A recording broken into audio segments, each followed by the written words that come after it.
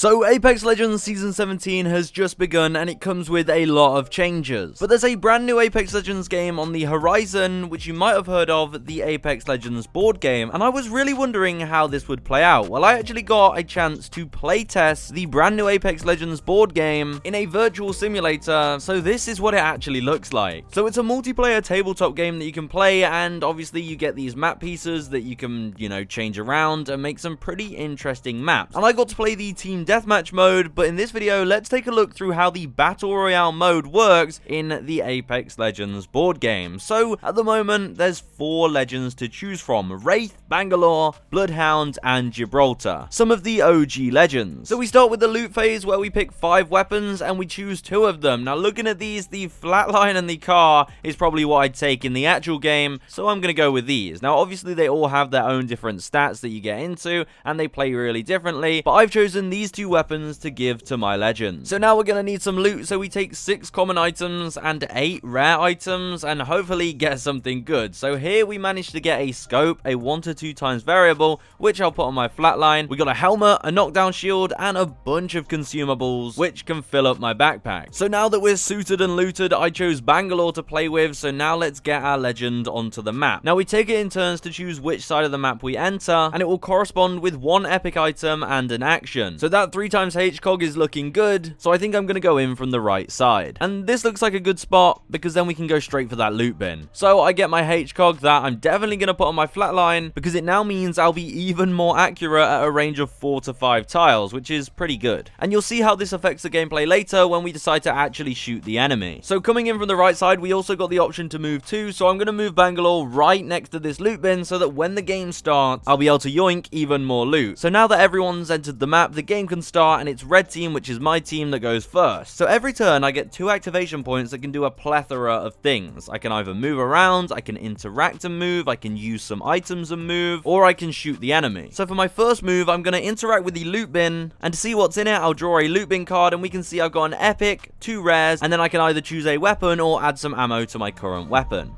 So we didn't get super lucky with the loot, but that standard stock can go right on my flatline, which will give me 1 extra damage per shot if I manage to hit the enemy. And I don't need a new weapon, so I'll add 1 ammo to my car SMG. And while I'm at it, I'm going to drop the useless items that were in my backpack and take that ult accelerant for myself. And I can still move 1 space, so I'm going to move away from this loot bin and figure out what I need to do next. So I know the Wraith is over there, so with my second activation point, I'm going to use a thermite grenade. So I can throw this up to 5 tiles, so I'm going to throw it right near the Wraith and aim it so that it will hit her. Now there is a catch, obviously grenades can't always be super accurate, so we draw 1 of these shooting cards, and if there's a direction on the bottom, the grenade will move in that direction, but luckily it moved in the perfect direction so that the thermite will still hit Wraith. Now you can see it will do 15 damage, so we just hit Wraith for 15 damage. Not a bad use of that grenade. Now, I don't have any more activation points left, but my abilities are a free action, which means I can play them at any point.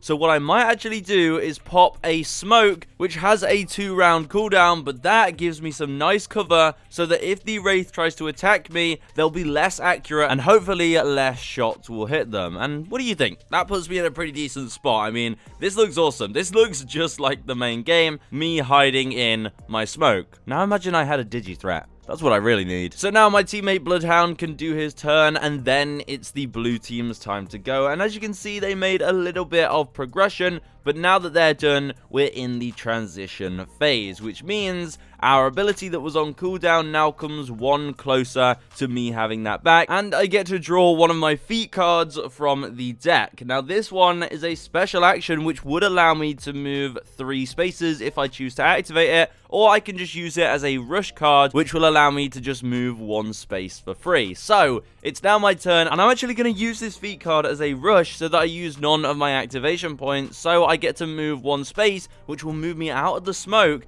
giving me a direct line of sight on Wraith with full accuracy. So now let's use the flatline to shoot Wraith. So as you can see, the flatline has these stats. It can normally be used at a range of 2 to 3, but because I have that HCOG scope, I get to use it at a 4 to 5 times range. And if I do use it at this range, then I'm more accurate. So what I now have to do, as you can see, it says 3 in the top left. So I draw 3 of the accuracy cards. And if the card that I pull out is higher than 45, then then that would normally be a hit. But because I'm more accurate with my scope, that gets brought down to only 30. So as long as I draw cards that are higher than 30, then each one of those will be a hit. It makes more sense when you look at this. So I draw 3 cards in order from 0, and each shot gets less accurate. But the first one is 35, which is higher than 30, so that's 1 hit. Now, the second one is 55, but we minus 5 for the recoil, so that's 50, which is still greater than 30, so that's a second hit. And the last one, unfortunately, turns out to be 20 minus 10, which is only 10, much less than 30, so my third shot was a miss. But that's fine, because that's 2 hits. So because these 2 hit, then we get to deal 2 shots of damage with our flatline, and as you can see, the flatline does 8 damage, but because I have that standard stock, then I get to do 1 extra damage per shot. So 9 damage per shot, that's 18 damage to Raid with 2 pretty nasty flatline shots. And there you can see her health